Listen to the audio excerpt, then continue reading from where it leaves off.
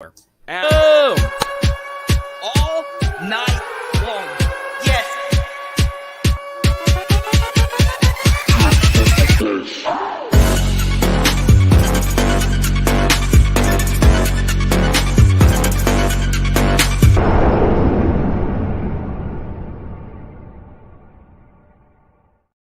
Sucks to be a Florida Gator. Let's go. I understand that we are still so disappointed in what happened versus Alabama, but that is in the rearview mirror. Nothing is changing what's happening in that game, but a lot can change on what could be a rainy, even though it never rains, in Tiger Stadium Saturday night as the Gators float on in. They still need one more victory for bowl eligibility. So they definitely need this game more than we do. Can Florida snap what has been a 4-game winning streak, especially in a situation where Florida has been favored in the 2020 matchup? They were favored in the 2021 matchup. They were favored in the 2022 matchup, and they lost all 3 of those. Now we are favored by 2 touchdowns, and it's crazy to think that Florida could pull off this upset. And I want to start off talking about Graham Mertz. Okay, so coming up in just a second, we'll be joined by my friend and yours, my absolute best friend in all of LSU sports media. His name is Blake Ruffino. He'll hop on here in just a moment. Okay. So first thing first, whenever I look at the Florida Gators, I look at their offense as one that is very balanced. Okay. Their running back room is very good. Okay. A little bit of breaking news from Brian Kelly that we could be in a scenario where Logan Diggs does not play. Obviously, Logan Diggs' first game of the season, he didn't play because of injury. He wasn't quite 100%. Could LSU be in a similar situation where they say, hey, look, we don't want to risk anything here tonight with Logan because, look, Logan Diggs has been such a good piece for us. This is a game that we think Josh Williams could potentially actually come in and be the guy, right? You could see Josh Williams become the guy, and you could also see Caleb Jackson get some more run because he really hasn't carried the football a whole lot really since the Army game. So Alabama, he really wasn't used. I think he only had 1 touch. So you very well could see a scenario where Logan Diggs doesn't play on Saturday, but we'll see. Okay. He is doubtful, according to Brian Kelly. Obviously, the big news today is that Brian Kelly made it public that, well, Jaden Daniels will be available if there are no concussion symptoms that pop back up. Okay? So, symptoms can be very murky, right? You know, it's not quite as black and white as, let's say, like a torn ACL where you just can't go. Okay, so obviously you want Logan Diggs to be able to go this weekend, but it doesn't come close to the value that Jaden Daniels gives this team. Okay, Jaden Daniels listed as probable right now, and Brian Kelly feels like Jaden Daniels will indeed pass the concussion protocol. Brian Kelly also said that the SEC did get to him and say the play that knocked Jaden Daniels out of the game did not meet the standards of targeting. That's what the SEC officials told him. Okay, so very, very interesting. Okay. Also this weekend, it'll be the first time that they have acknowledged the 2003 national championship team this season. It is the 20-year anniversary of the first national championship of the modern era. And also today, it is the 21st anniversary today, actually the specific date of the Bluegrass Miracle, right? One of the best plays of all time.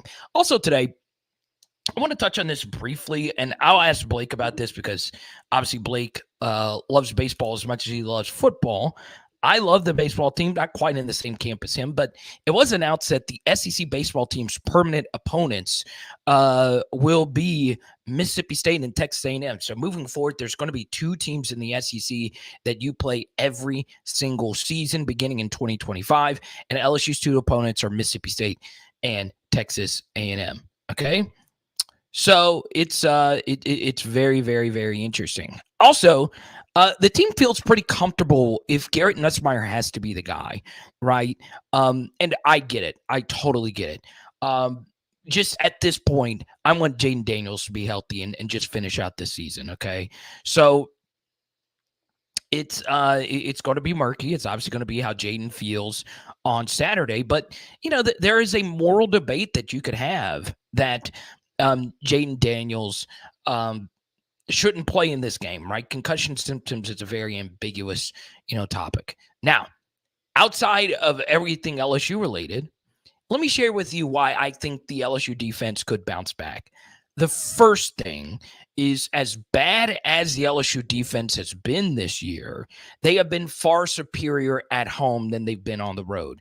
Outside of the Mississippi State domination, their worst road games have been Alabama, Missouri, and Ole Miss, and Florida State to a certain extent. So those have really been the LSU defense's worst performances, right? They've also been the better offenses that they've played, so it could just be, the opponent. But you take a look at Florida, you take a look at their yard per play numbers, they're about middle of the SEC in pretty much every category. And I do think this is a scenario, though, where the Florida offense is way better than what they were at the beginning of the season, right? So, last year or last week, we played Jalen Milroe. If we had played Alabama earlier in the season, we could probably blow them out, right? But the Alabama offense took a massive leap when Jalen Milroe became the guy. They were able to really build and focus the offense around his skill set. And to the contrary, LSU, we've been good really since the jump, right? Jaden Daniels has been truly spectacular since the Florida State game. So the truth here is this Florida offense is way better than what they were earlier in the year. And I do think with the LSU being at home, they will be better served to defend Graham Mertz. Something else about Graham Mertz is he does not run.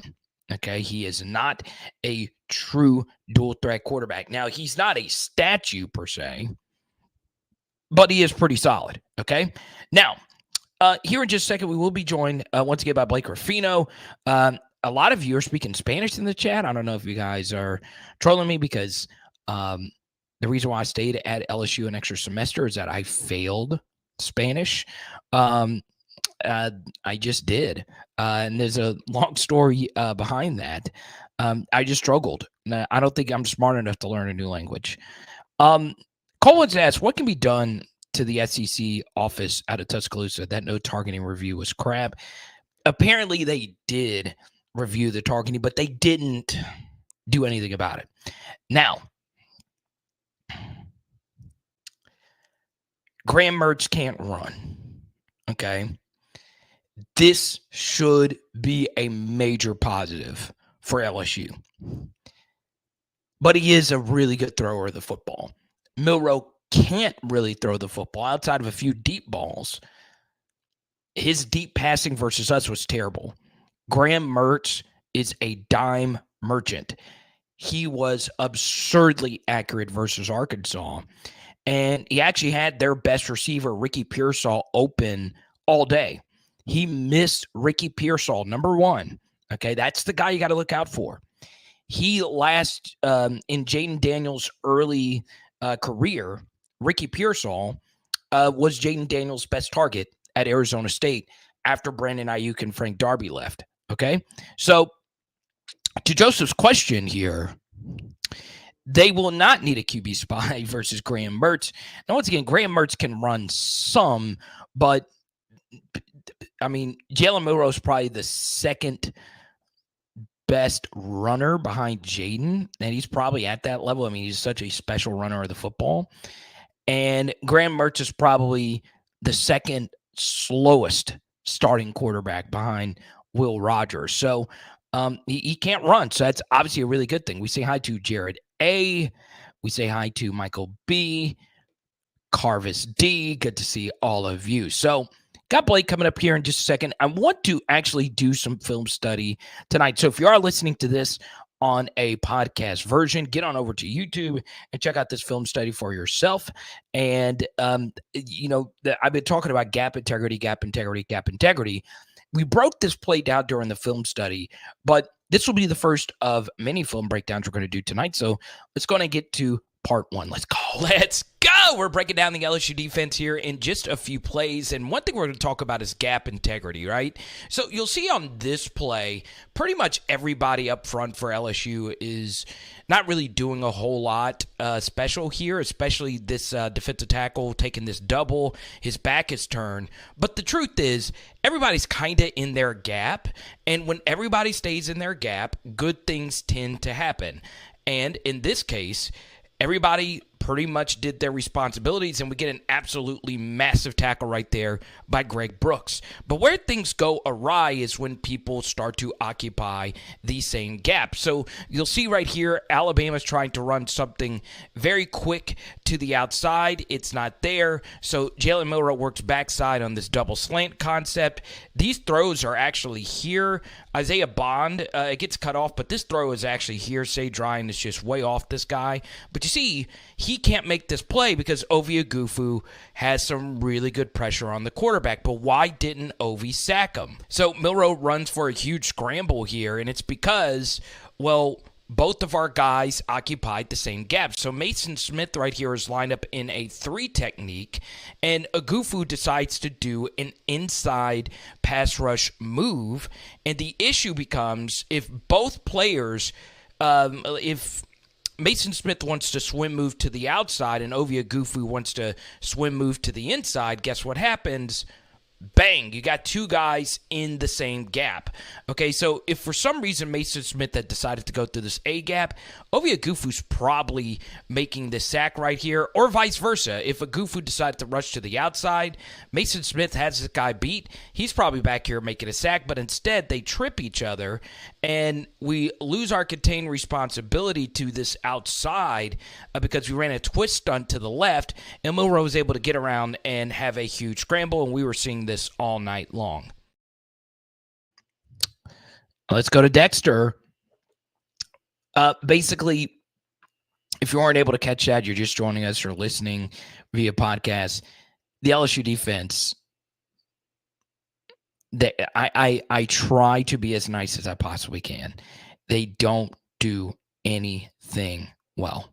Okay, I've tried. The one thing they did a good job of is not allowing the explosive plays, but you're going to see a play a little bit later where the explosive passes were also there. It's just Milroe was so bad throwing the football. So bad. I mean, missed 2 walk-in touchdowns.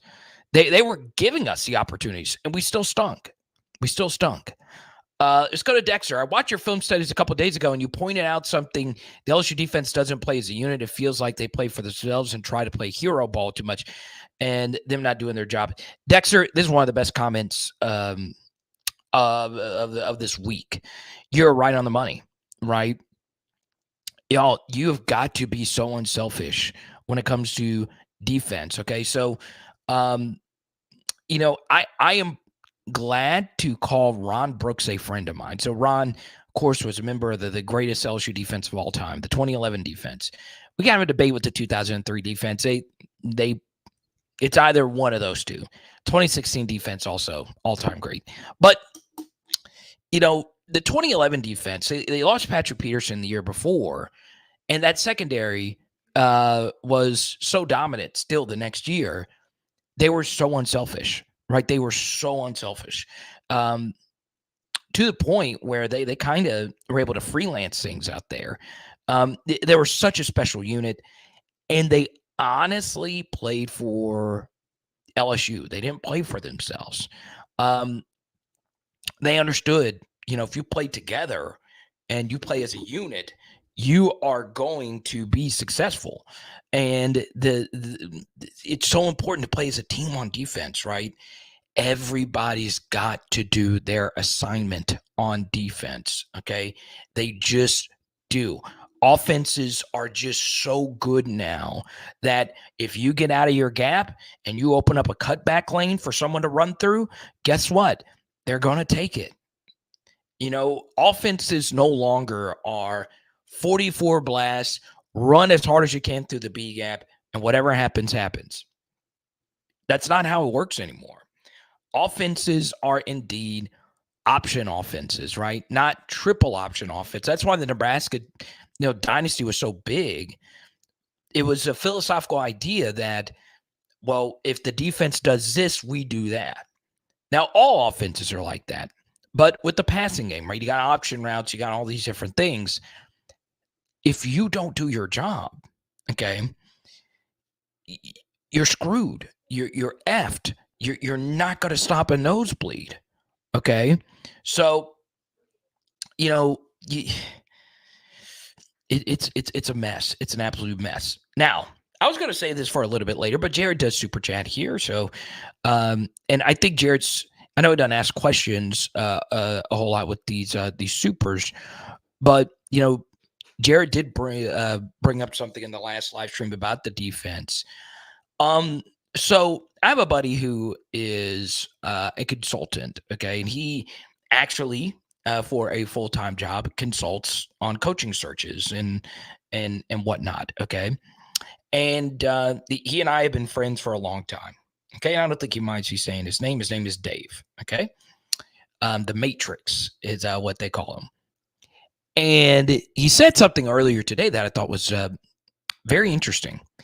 That the LSU defensive support staff, okay, so not necessarily Matt House, just a whole defensive side of the football when it comes to defensive coaching, was the lowest rated Power 5 defensive coaching staff in his metrics.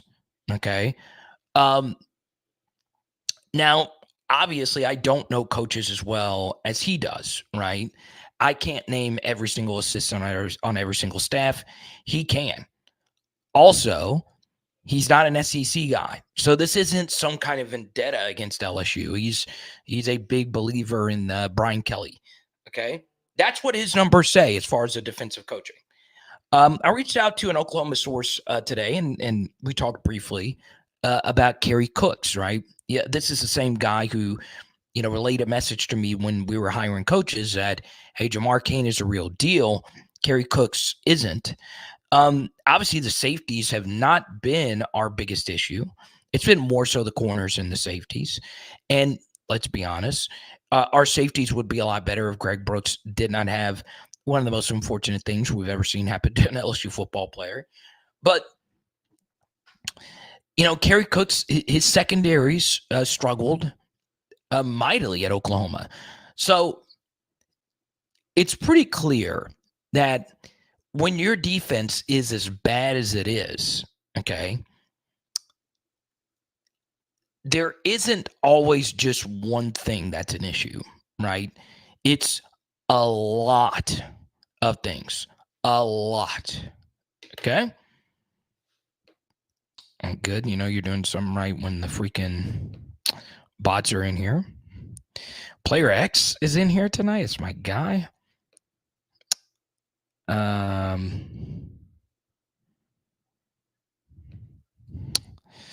Yeah. Oh, look at Player X. He's got his Power Hour LSU sticker next to his cat. Gotta love it. Hopefully I get to see him this weekend. I don't know, with all this rain, I don't know if I really want to go anymore. And it's not necessarily that I can't handle the rain. I kind of like a rainy game. It's just I don't want to be wet and have to run back to my post-game show and have to do a 3-hour show soaking wet, if that makes sense, right? So, I'm pretty sure I'm going. There is a piece of me, though, with the SEC channel being the way that it is now, it's the SEC channel is tough, right? I've been cutting videos during games, not during LSU games, but during like the Arkansas Florida game. Arkansas is one of the most popular teams on my SEC channel. And obviously I was watching the Florida game because that was our next opponent. So it wasn't until like 24 to like 48 hours after the Saturday games that I even got to see any of the Ole Miss Texas A&M game, right? So I've had a lot of success covering Florida and Arkansas and Tennessee in particular. So I've been focusing on them.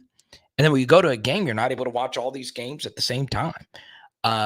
So I think I'm still going though. I think I'm still going. I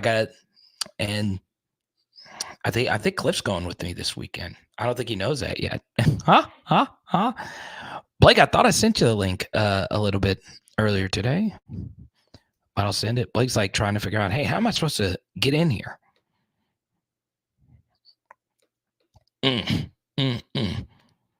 So I'll get this over to him, and then we'll get him on.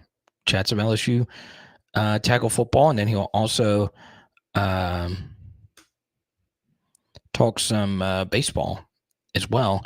Still trying to figure out what the permanent opponents are. And I also want to get Blake's thoughts on Lane Kiffin, right?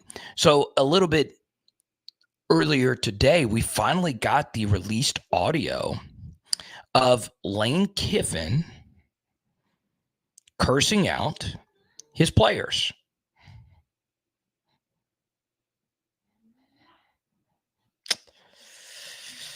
Am I really going to defend Lane Kiffin tonight?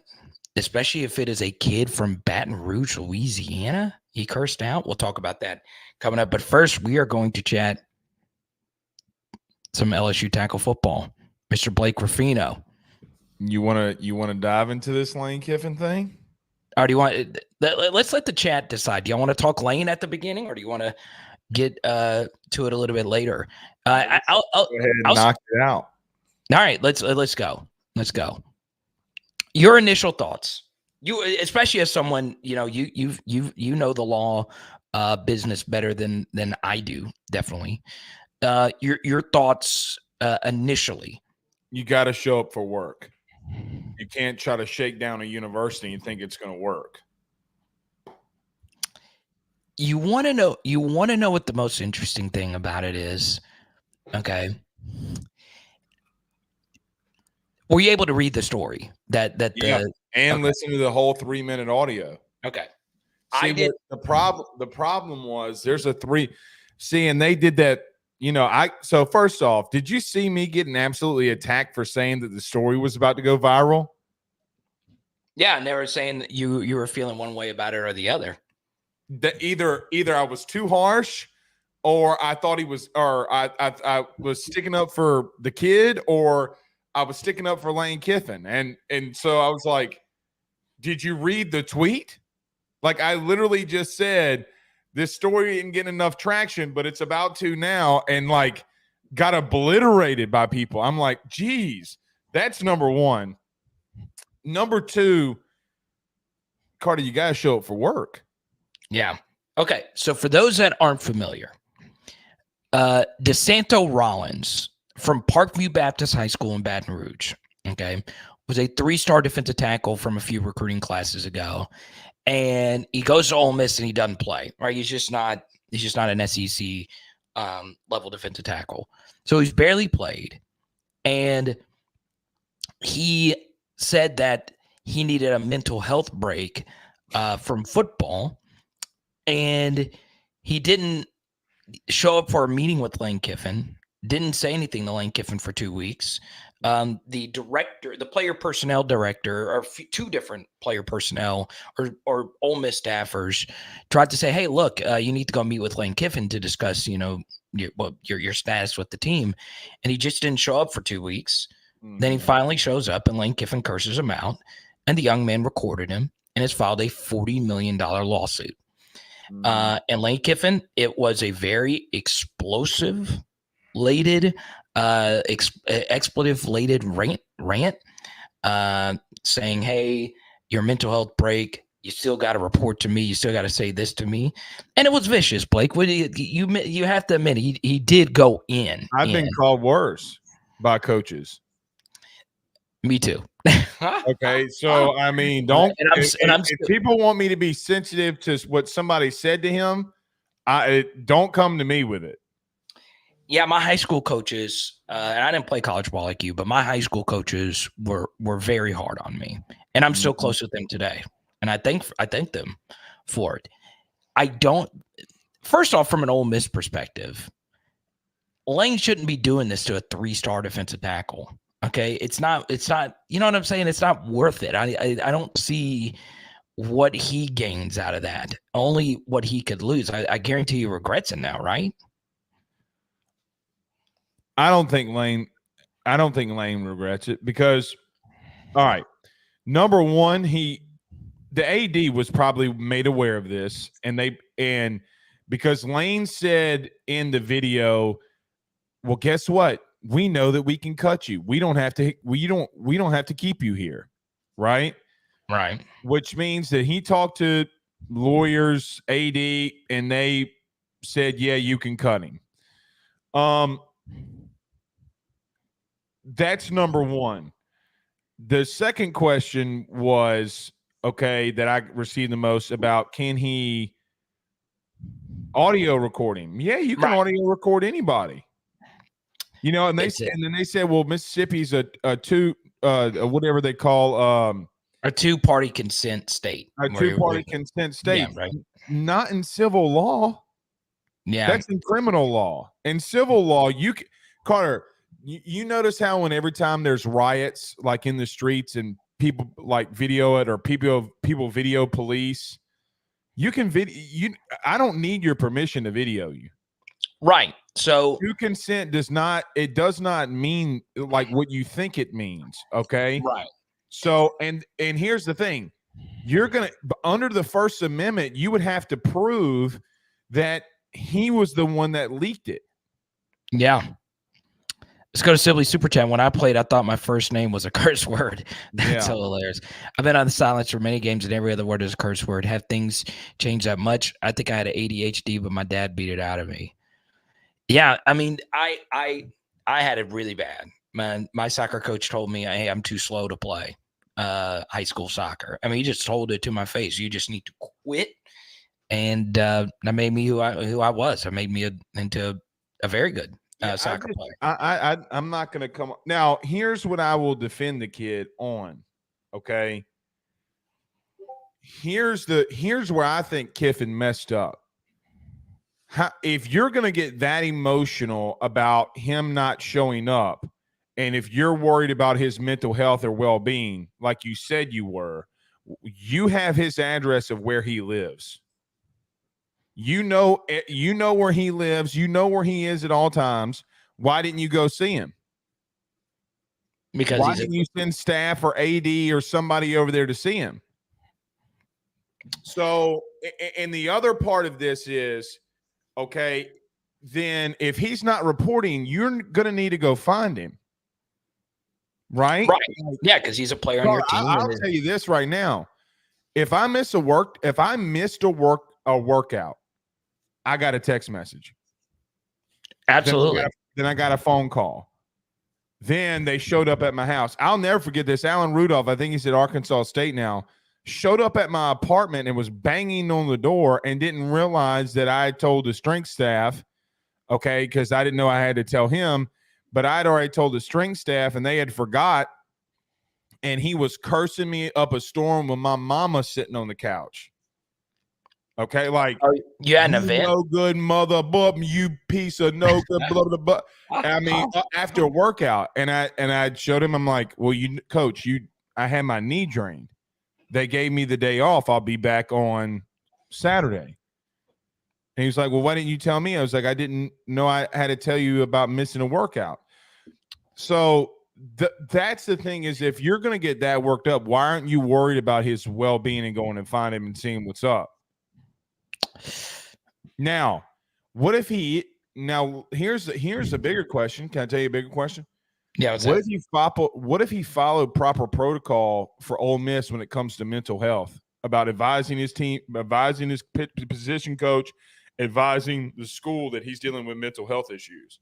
Then Lane's in a lot more trouble. Then he's If the guy just ghosted everyone, then Lane's fine, right?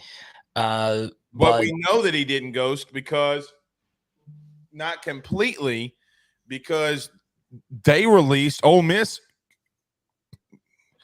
I don't want to say perjured themselves because they didn't perjure themselves because you can't perjure yourself.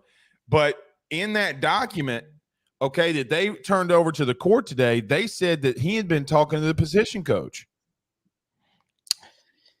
Yeah, and one more thing, Blake, that I think is very important, okay, is this fact with this story, okay? Like what you said a minute ago, and this is why this is going to be one of the biggest things that the Deion Sanders era brought to the forefront, is they can cut your ass for anything. Your scholarship is a year-by-year thing, Right. okay? You are not, okay? If Brian Kelly decided it today, he could he literally did that with Trey Palmer and Dwight McLaughlin. Right. He could say, "Hey, I'm ending your scholarship right now. It is not guaranteed. It is 1 year contracts basically. And they want to make them employees. You know, you're not going to be able to do that. Right. That's the reason why. But here's the truth. And look, if you want to call me whatever you want to call me, and I know we live in a very sensitive political world, okay? Carter, the kids, can I call it like it is? Go ahead. Like a spoiled little B word. He was supposed to move to the offensive line. He said he wasn't going to do it. Well, then go in the portal. Yeah, that's what I don't get.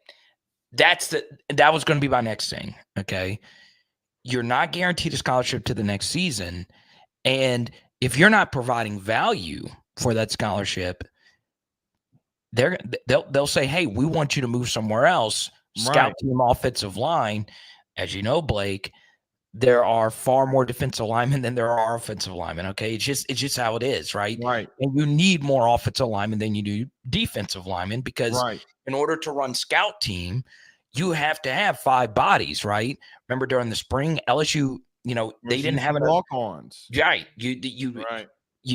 It's hard. So he wasn't giving them anything as a defensive tackle.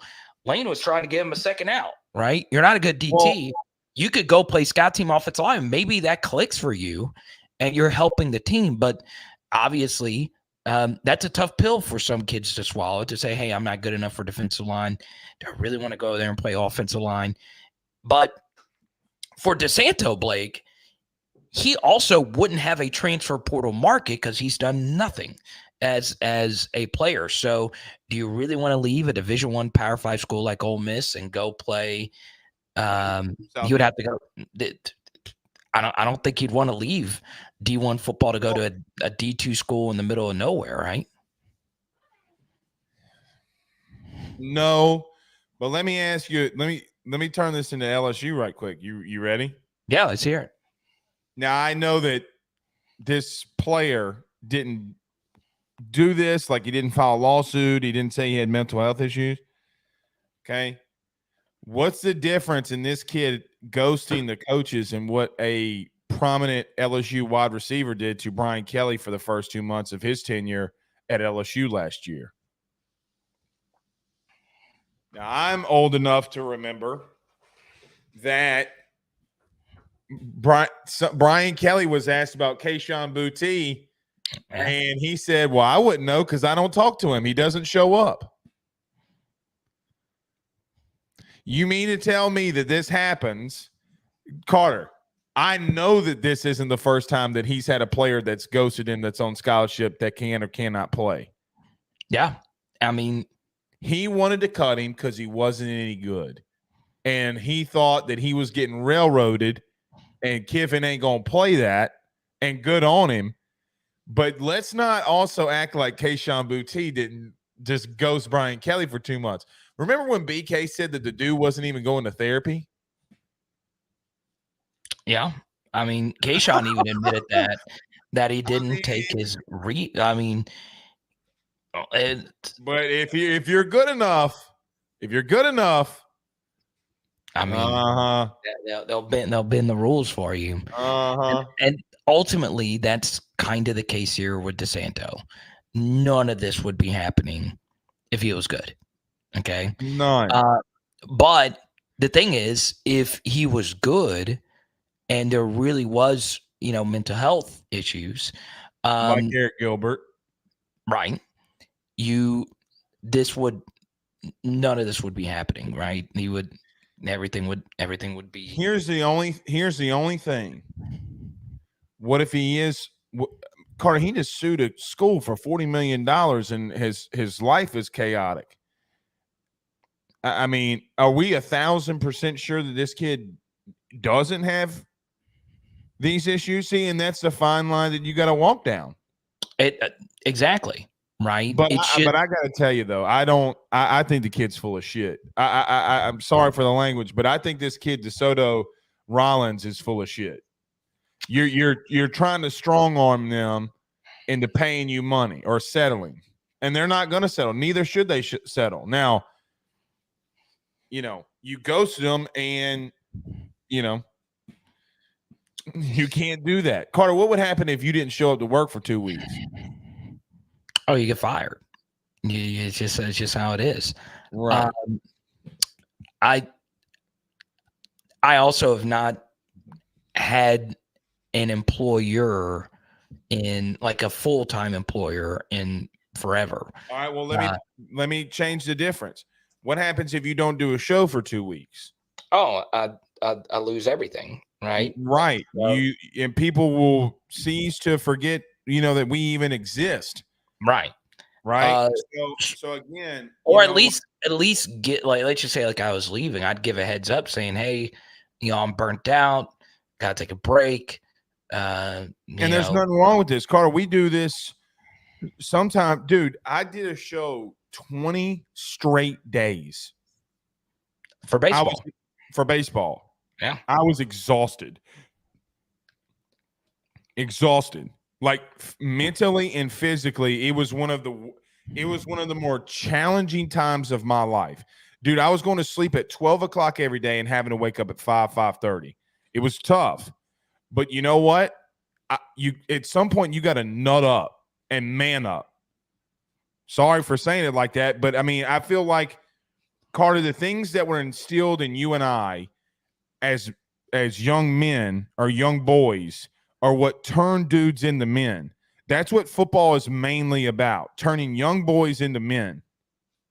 And somewhere along the way, this powder puff BS just like overtook. Look, this is a violent sport, Carter. We saw a man on the field last year that almost lost his life. Right? It's not for the weak-hearted. It's not for the timid. Yeah. I mean, 2 consecutive years, the LSU has had, remember the secondary had some, last year was Seven Banks, and this year, obviously, Greg Brooks, 2 completely different things, but that's also. You think Greg Brooks wouldn't want to be on that field right now? Yeah. Yeah. There's, I will. A good question too in the super chat. Let's go to Danny's first, and then we'll move on to a different topic here with Player X. Why record it all unless you expected to use it for this kind of purpose? I'm not buying it. Well, if I could see him doing it if he to protect himself. I don't. Right. Like if he had actual mental health issues, he'd be like, hey, this is what's contribute. This is why I'm having it, because my coach Joey Freshwater is this hard on me at all times. But I see Danny's point of it as well. I could see it now. Well, I agree. I mean, I agree with her. I mean, I think he did it because he knew that he had something on, and I also think that he was getting counsel to do something like that. Oh, now that's where it gets really spicy. Well, counsel can be from his parents. It could be from anybody. Yeah. All right, let's turn to football. Player X. You want your thoughts on the 2024 rounding out the defensive side of the football? Man, I'll say this: there's a lot of blue chippers, 4 stars on the defensive side of the football. Yeah, I mean, look, it would be great if you could finish by flipping Gabe Relaford. It would be great if you could flip Terry Bussey. I think you're going to get one of the two. I don't know which one. I don't think you flip 3 kids from A&M. I just that would be an all-timer. What do you think about Draylon Miller? But Draylon wouldn't be an outright flip. I think Draylon was going to decommit regardless. Now, I think if Draylon comes to LSU, then we're working with grease. On the defensive side of things, you don't have enough defensive tackles. And you know what, Carter? I went stupid tonight on my show. I am so tired of there being excuses. Yeah. Our defensive tackle play is just not where it needs to be. Carter, it was bad last year. A 5'11" Mekhi Wingo saved you. Yeah, I highly recommend everyone rewatch the Army game. You can watch my film study. I pointed this out a gazillion times. The defensive tackle play versus Army, there were some good plays, but there were some god-awful missed tackles right at the line of scrimmage. That was against Army. Well, Carter, it's an issue. You watch a lot of film. You break down a lot of film.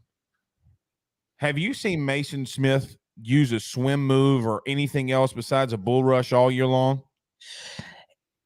I did. He had a really nice one versus Army to help split a triple team. Was it a swim or was he just trying to split a double team? There's a difference. No. I'm talking about like one-on-one, man-on-man. So I was going to get to that. All right. So he had one, and we actually just broke this. We actually just showed a film review. Oh, okay. So he did, and he had the guard beat, but Ovia Gufu's swim moved to the inside, and they were both going through the B gap at the same time, and they hit each other. No. And it's simple stuff. Okay, this is, if you want to be a smarter football fan, this is one thing you'd never want to happen defensively. You don't want 2 people in the same gap. It's that simple. All right. Well, if you want to use that kind of reference, if you were trying to double team, if you were in that position, you don't want to. I mean, some of you want to use 2 different. Sources of penetration. Right. Yeah. You want to, if that's what you want, if that's the visualization, you need Blake, go right on ahead, man. Yeah. You don't, well, I mean, I don't know. There's different people with different cultures. They might want that. I don't know. I wouldn't know. I wouldn't know about it. Yeah. But the truth is, you don't want people going through the same gap. You just don't. But you get what I'm trying to say. Like, right. I mean, they've been so bad. So in reference to the question of the Super Chat, Carter, yeah, yes, I do believe that this class has a lot of talent in it. I also believe it's not complete. And my God's honest opinion is what the struggle, you flip lines of scrimmage where you're struggling at. It's all you did. And I don't even think that it started with Brian Kelly. I think it started with O. Really? O missed on a lot. I mean, look, you weren't in a position to get anybody else besides Quincy Wiggins. Yeah, that's true. That is unequivocally true. And he had. Yeah. And what's up with Quincy? Say it. I wonder if he can play here. That, and I sometimes wonder if that golf cart incident changed everything for him. Well, it wasn't a golf cart, remember? Well, what was it? It was he got flat out hit. Oh, it was a scooter. Yeah, I heard he got. I didn't. I've never seen. Oh, the video was bad. He flipped 3 times in the air. That ain't mess him up. He broke his hand. That's all he broke. Yeah, I mean, I don't know. But yeah, I've to the Orgeron thing. Going from a 3-4 to the 4-3 was never the right thing, and then Ika, who's in the NFL now, especially not as quickly as he did. He did it abruptly. He didn't even do it through recruiting. Yeah, it was, hey everyone, we're going to change the complete style of play, right? And then I do think, and you can see it, technique wise, I do think, let's take someone like Mason Smith, where his freshman Only year, for you to go back to odd man front with Kelly. right? And I think part of House's issue is like at Kentucky, House ran the Aranda front. He had a huge freaking nose tackle and 2 4 eyes more often than not. Sometimes there were fives and all that, but that's what they did. And we have a bunch of tweeners. We have a bunch of guys that aren't quite those types of players, or more 4-3 if you really think about it, than they are 3-4.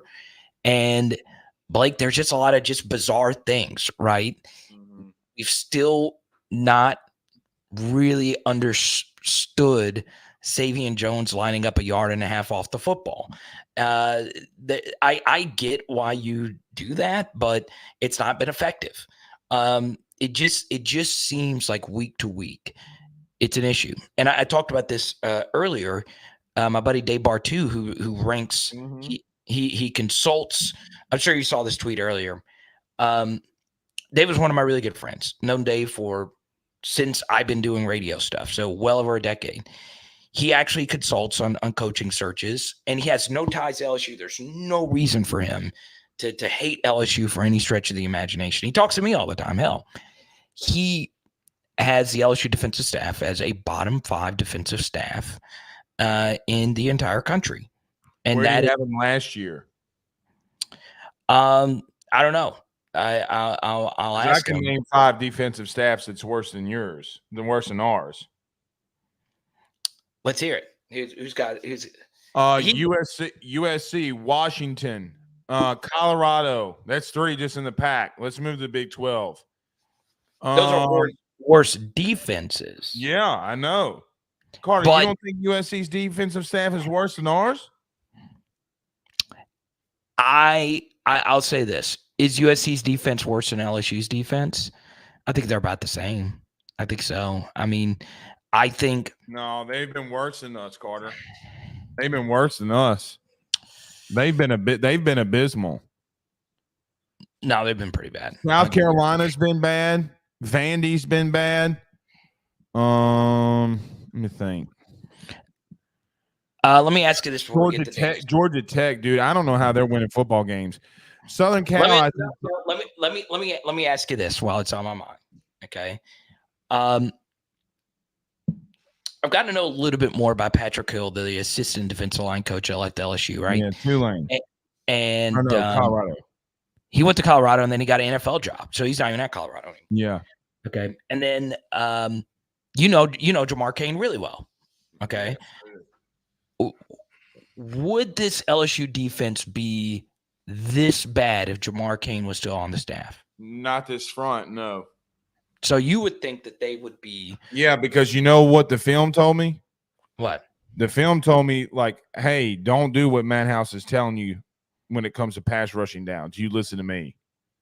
Yeah, I think so. Yeah. Yeah. I mean, he didn't. And Carter, how do you get this bad from pass rush? I mean, you weren't this bad. I mean, I know that, 18 last year changed a lot of things, but how many sacks did Savion Jones have last year? Like 4? I'm pretty sure Savion Jones had 4 sacks last year. He had more than Ali Gay. But you were not bad at getting after the quarterback at all last year. What changed? Jamar Cain. I like Jamar a lot. I did. I shared a story about an Oklahoma source of mine, and he said, "Hey, he wasn't a big the Oklahoma guy wasn't a big Kerry Cooks guy, but he was a big Jamar Cain guy." So I agree. I think our defensive line would be better. Just also simply, Blake, Jimmy Lindsey not being there with his health situation, but more so just having the same defensive line coach for 2 consecutive seasons would be nice. It's hard to have a different defensive line coach in 4 consecutive seasons. Let's go to Danny Girl. We knew about the safety concerns starting the season, but Blake, at the offseason practices, were there concerns about the defensive line play? How did Oh yeah. I mean, Carter, how many times did Carter, how many times did me and you during the non-playing portion of the year, everybody kept talking about the secondary, and me and you were having conversations on Mondays, and I was saying, bro, this D-line's not good. Yeah, I mean, that was my biggest complaint. They don't shed blocks. They don't shed blocks. Yeah. Think about this. 6 weeks ago, this LSU secondary was ranked 120th out of 130 schools. They're at like 80 or 79 now. They have not been bad the last 6 weeks. They've not been bad. Bad. No, I agree. They've not been. Your rush defense has been abysmal. Yeah. No, I do mostly agree that we've seen some positive regression, with or some progression for the LSU secondary. Some, not a lot. Thanks, Daniel, for the chat. I think it's a huge bonus that Denver Harris has not been playing. Well, they've gotten better since he hadn't been. Exactly. Andrew Chestnut. I mean, Carter, you have two converted safety. I asked you this on Monday. If I would have came on the show on Monday and me and you were talking, I would have said they only give up 219 passing yards and no passing touchdowns to Jalen Milroe. You would think we probably win by 10 points. I know you would have. Absolutely. You know, because that was the biggest concern. But Carter, here's my question. So I called for it again tonight. You know what I'm doing on Saturday? What's that? I am pun intended. I am sending the house in pressure all night long. He's not going to do it. No. But you know what I can live with? I can live with two converted safeties on the boundary getting beat more than I can stand you not at least attempting to get the quarterback on the ground. I'm with you. One thing that I found to be so interesting is, and when you get off, I'll play this a little bit later. It was amazing how bad Milroe was throwing the football on Saturday. He was below average. And this will get clipped by the Alabama people saying I'm a hater. I've said a million times, Milroe, that was up there as one of the best, QB running performance. It's definitely the best QB running performance since Cam in 2010. On us, for sure. Yes, it's on us. Mm-hmm. But his throws were so bad. He missed Nye Black for an easy touchdown 1-on-1 versus Omar Spates. He had Isaiah Bond wide open. And these were he was open like 7-11, man. He was nobody was going to catch him. Jamar Chase open. I love it. But it wasn't just airmail. Like, it wasn't close. Carter, he threw it to the 3 rows into the stand. Yeah. So I was like, what are you doing? God, why do we have to suck so bad on defense? Carter, we be in national title contention. That's what bugs the crap out of me. They would have one loss right now. If Florida State. Yeah. And if Denver Harris makes that 1 3rd and 11 tackle up by 9. Well, I'm even just talking like, Carter, even if you get off the field 10% more on 3rd down, if you get off the field on 10% more on 3rd down against Alabama, you're gonna win. Yeah, you're gonna win. That's the thing that drives me crazy. Milroe had 3 and 7 plus 3rd down runs for first downs. And one drive. No QB spies, man. No spies, man. I would have taken Melissa McCarthy as a spy. Those are good movies too. I would have taken anything. I would have used Kim Possible. She's a spy. The powder, and Jolie, go Tomb Raider, do something. Rin 10. Carter, did you see that PFF stat that when they blitzed Milroe on 3rd down, what the stats were? Did you see that?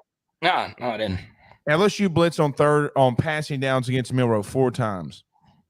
They sacked him twice, Parrish Shand, and the first sack of the game with, I think it was Ovey and Perkins. Yeah. The other 2, Milroe hit the one pass, the dump off pass to the running back. Okay. That was lucky. Actually, it was just a good play by them. But yeah. Yeah, no, I mean, it was just a busted play. I mean, it's going to happen against a team like Alabama. Yeah. And he threw the ball into the stands when Bond was wide open. And what did they do the other times? Rush 4, run right by him, give him a rushing lane the size of the Strait of Gibraltar, and just let him go. Connor, can I just be real with you? I am dumbfounded. I am dumbfounded that they allowed that to happen. Yeah. I mean, when you really think about it, you're winning 28-21, right? Everything went like according to how you wanted it to go, right? You started off the game 7-0, fast start. They were clunky on offense. You give up bad third downs.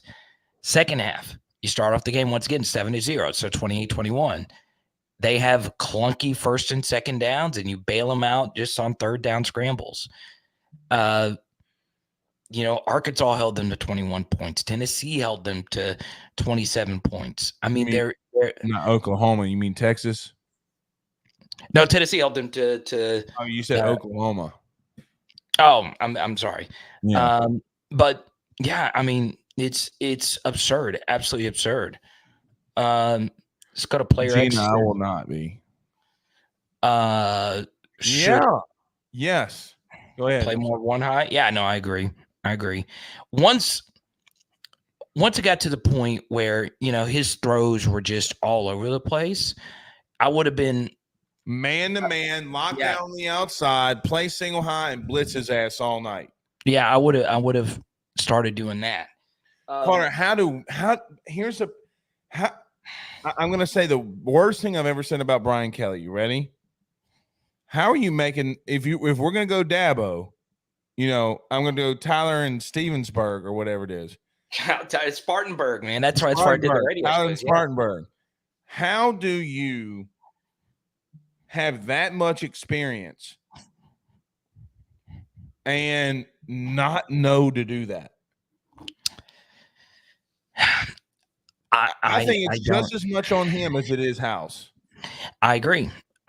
Ultimately, you've got to not let that very simple thing happen, because here's the thing, and this is the big benefit of having Jayden as your quarterback. The most efficient play in football is a quarterback scramble for a lot of different reasons. Okay, the first is it's a tiring play because your defense.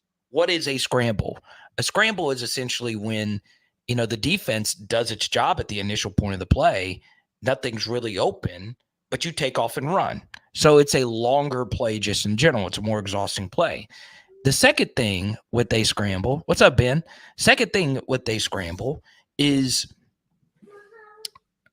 it is a very efficient play because there is no turnover, right? There's no fumble. There's no interception. There's no drops. You're not forcing an exchange of the football, right? That's why it becomes very inefficient. So there you go. Blake, if you got to go take care of Ben. Big Ben. God, that kid's a tank. Say hey to Uncle Carter. Hi, Uncle Carter. Say, hey, Mr. Carter. Hi, Mr. Carter. Tell me, where have you been? We've been hustling. We've been grinding. We've been up to no good. Hey, Mr. Carter. All right. Hey, time to go lay down. All right. Now, Blake, if you gotta go, man. Can you just bring me down? I'll come right back. Yeah, go on. Go do what you gotta do, man. He wants to come back. That's fine. Always good. Gina's back. What's up, Gina?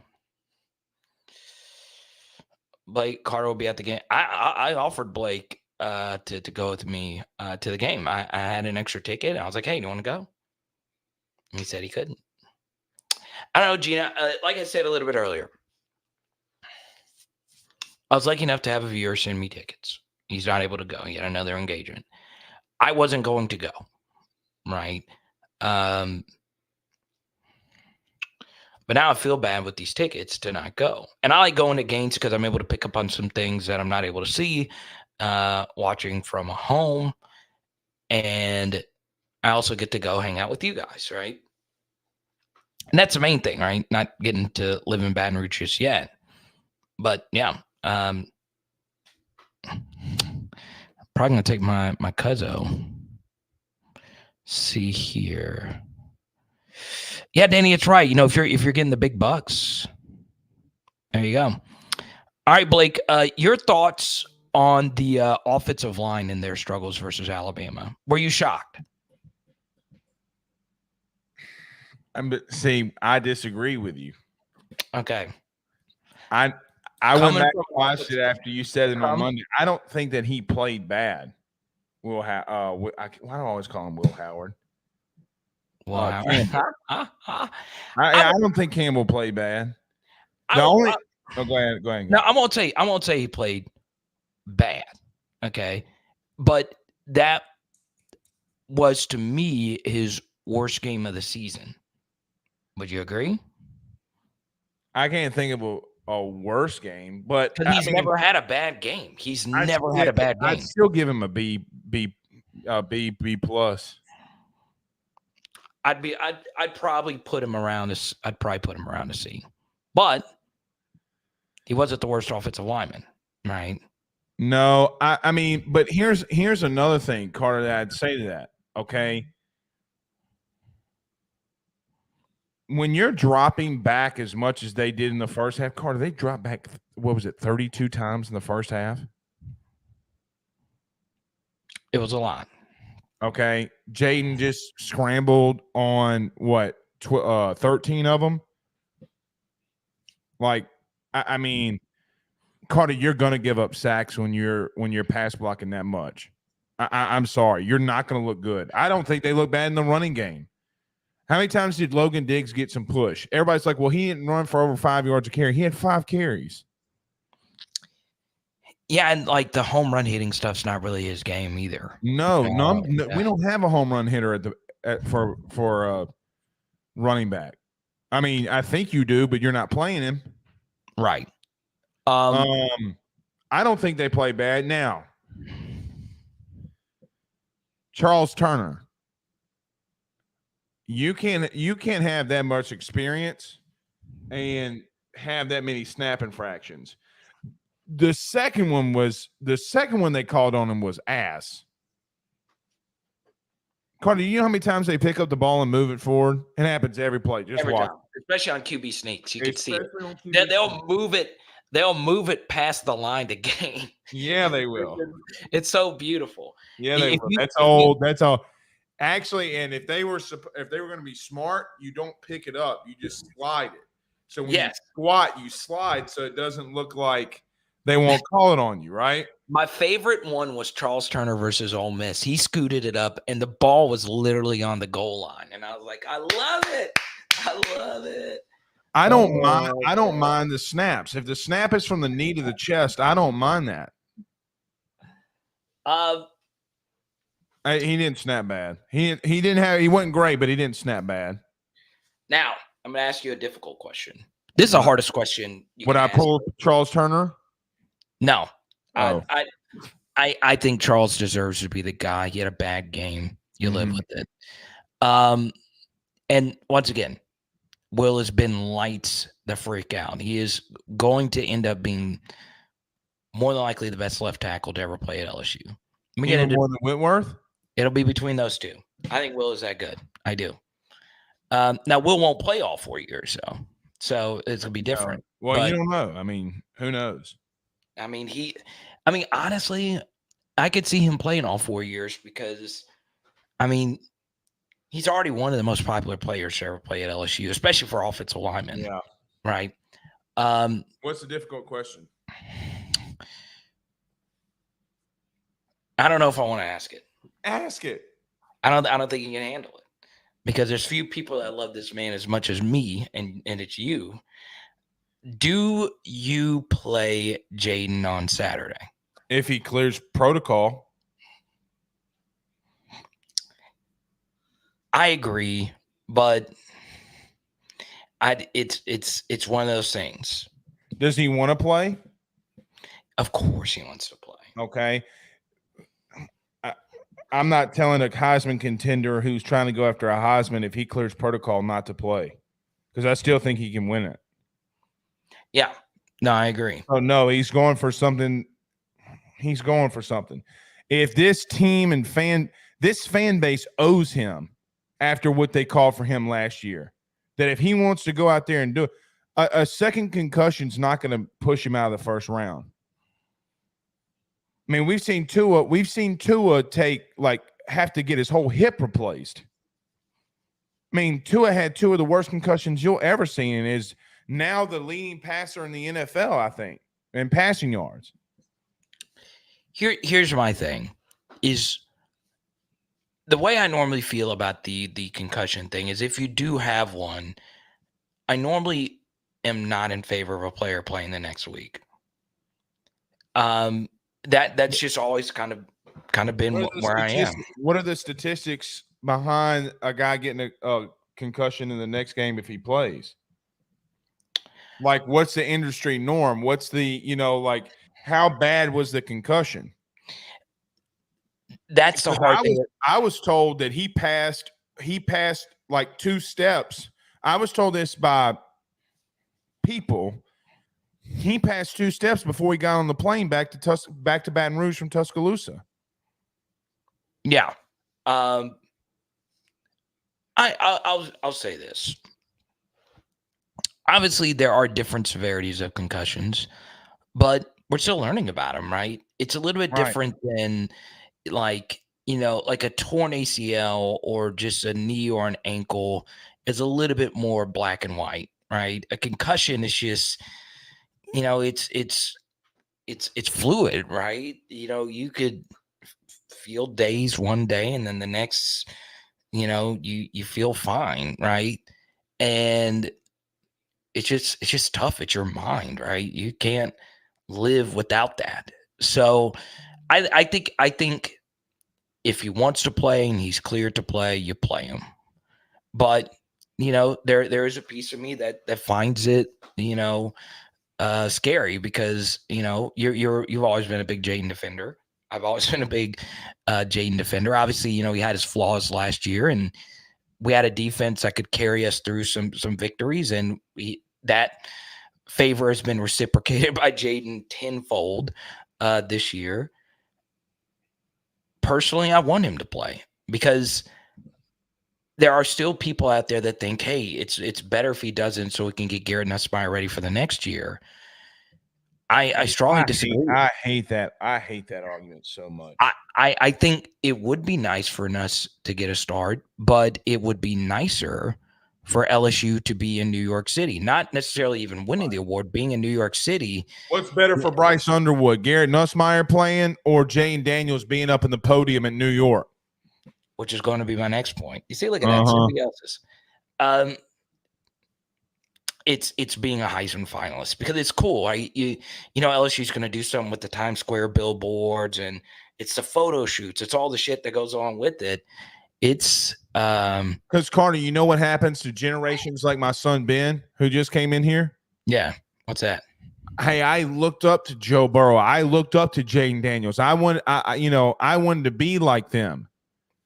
Now that goes from a Louisiana state line to it goes national.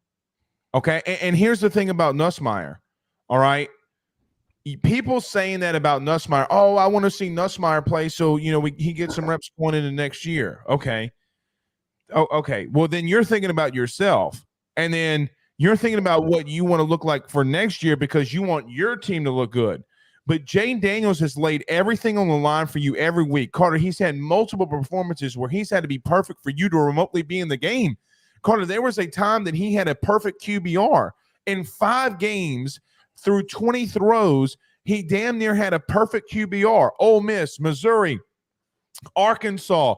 I mean, that's just to name a few. Alabama in the first half. So then I look at this and say, if he wants to go for the Heisman, shut the I mean, I will say this, okay? did speak to somebody close to the Nussmeyers, okay?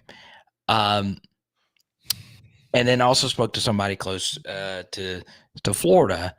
You know, the Nussmeyers have history with the Florida Gator program. Right. That's right.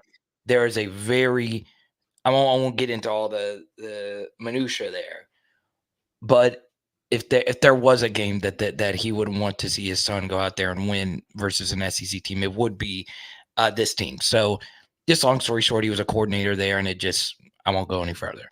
But yeah, it's I want Jaden to start. I just do. I like both them, but I want Jaden to start and finish his I don't even last year, Carter. I didn't think Nussmeier was ready, and you know what's so funny to me? I'm just because I quote tweeted him. I feel like I can say it. You got Scott Rabelais on Twitter saying if Garrett Nussmeier doesn't get more accurate, they're going after someone in the portal. That's not why they're going after someone in the portal. Just so you know, we're all on the same page here. Yeah. He's thrown in an impossible situation. Jane Daniels threw the ball, Carter, last year for 80 yards against Auburn. 80. And now there's a really good chance that he might not win it because of the losses. There's a chance he's going to be up at that stage. Right. Hot take. Okay. I thought Garrett was good versus Alabama. I did too. I didn't think I don't like. There was one throw that he had on that. Remember the Mason Taylor wheel route? Yeah, that was That's on him. Yeah, it's a massive miss because he's got too high in that whole situation. And why would Mason Taylor run a wheel route if he's got too high? Well, pre-snap, I'm trying to remember the play, but it was a bad throw. But the throw to Malik Neighbors on 4th and 8 was stupid good. That's as good as you get. That's as good as you could have placed that football. Also and he dropped it. And also on that drive, okay, just want to put this out here, okay? Malik was the only receiver who really had a great game. All right. Malik was so bro, BTJ got locked up. Yeah, he got locked up, struggled blocking. Malik had no legs on the final Nuss drive. Yeah, I mean, that doesn't bother me. Yeah. That was part of the reason for the drop. If you actually watch Malik on that drive, he had nothing. There was very little. You could tell he was gassed. Like it was, and I understand that should be no excuse for a drop or whatever, but he had gotten clobbered on another Nuss throw. Actually got 2 big hits on that drive. It was just an impossible situation for both of them. Let's go to Danigar. On defense, clear the benches of freshmen and figure out now who your players are for next season instead of game 5 next season. That's Where's the lie? There is not. I'm telling you, Danny's been. I don't know if I clear the benches, but I get what she's saying. I mean, like, there's not a lie there. You're like me. You're a Toviano guy. Not at the boundary, I wouldn't. But he didn't do bad. And you know what? People clown him for getting run over, but he did exactly what he needed to do. I don't care what it looks like if you do exactly what you need to do. Now, he had arguably the worst contained path on that first Jalen Milroe touchdown. Yeah, that was bad. But he's a true freshman. How many times are we? Can I ask you a question? How many times are we going to give that excuse? I will give it to him on the if it's the first. Is this his first time ever playing football in the history of football? No, but and it's not his first time playing that position.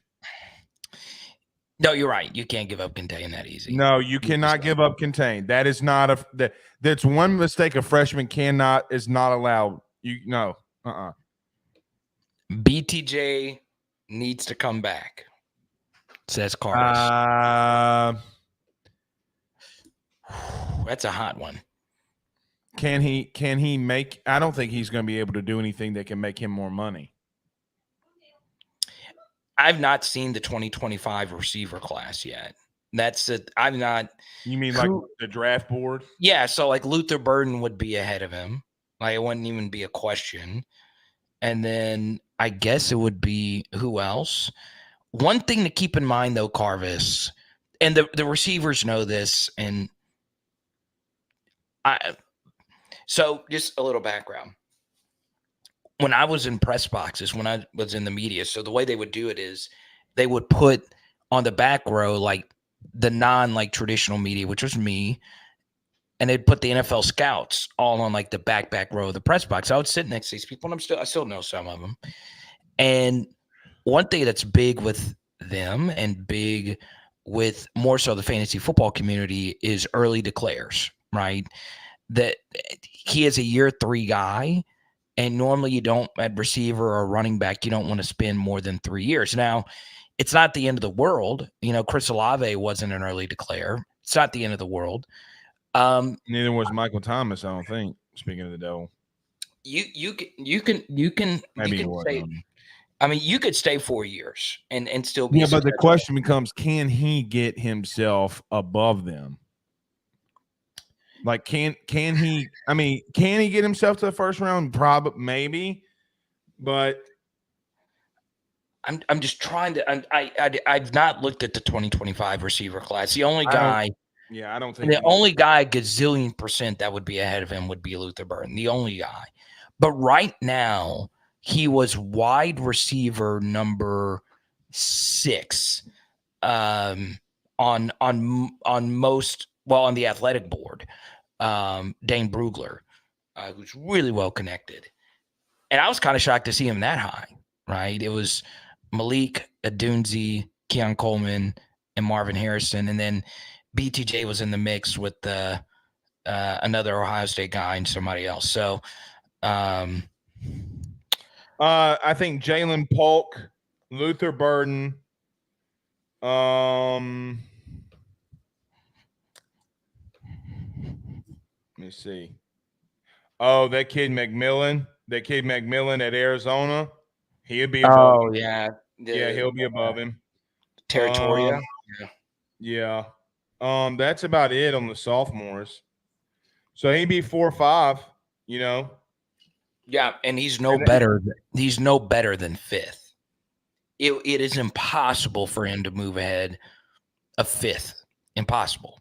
He's never getting ahead of Adunzi. He's never getting ahead of Marvin. He's never getting ahead of Malik. And he's never getting ahead of Keon Coleman. It would be impossible for him to leap them. Yeah, like even that kid, Joey Hobart at Texas State with TJ Finley. Like even him. I don't think he gets above him. I really don't. Have you seen Texas State play, by the way, with TJ Finley? Not since the Baylor upset. No. Bro. TJ. I'm happy for TJ. Go TJ. That's my TJ. Roby wants more playing time. Yeah. Well, you actually know Womack. Mm-hmm. You were the reason he went to LSU. He told me he told me that. Shut up. He said after the announcement, he said, "Hey, Power LSU, I saw you in there," and he said, "Yeah, I'm." He needs to play. Yeah, I mean, the reason I haven't been screaming for him and others have is because I think people would know why I'd be saying it. I'd be putting the kid out to dry. Oh, because you're the Womack guy.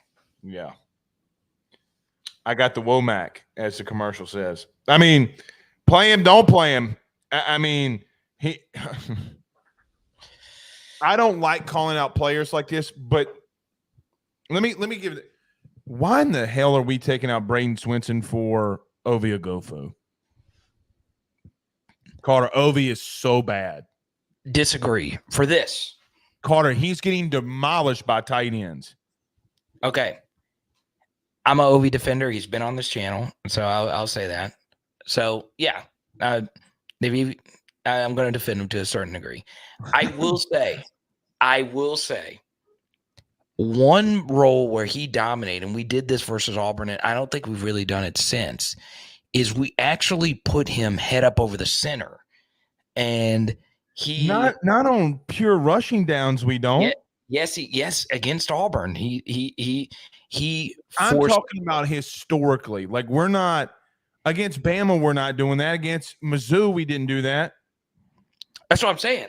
When we did it versus Auburn, he got immediate pressure up the middle. Immediate. I'm talking about overall. Off the edge, Swinson has been better. Swinson. Yeah, no, Swinson's been a better edge rusher. But I'll also say it's not good in run game either. Carter, they put a tight end on him all game long, and he got pushed around. I will also say this, though. Swinson made some really big errors. And you're saying Ovi didn't? No, he did, but I'm telling you, Swinson made some big mistakes. Not more than Ovi. Swinson ran by. I don't know how many more times I was going to count Swinson running by. How many times did Harold Perkins run by somebody? You're telling Noah about the flood over here, man. All right, yeah. I mean, and it goes back to what we're saying, right? Well, even if you're gonna play him, why are you rushing Ovi? Even if I conceded my point and putting him in early first and second downs, why isn't Swinson coming in on third down? Ovi Agofu is not a good pass rusher either. Yeah, he's not a bender. He's definitely not a bender. I'll agree with that. And we're not talking about style bender either. Remember that? Oh God, no, we didn't need the graphics. We didn't need all that. They're like, wait, is Blake trying to do the whipping water power, firepower? The Last Airbender. I love it. A few more for Cole, please, man. Come on, Cole. You're better than this. They're not even close to being the same type of quarterback. Yeah, one's a statue, one runs a 4.4. Anthony Richardson is probably the most athletic quarterback. Arm strength and speed mixture, definitely up there with TJ out there balling. But TJ can spin.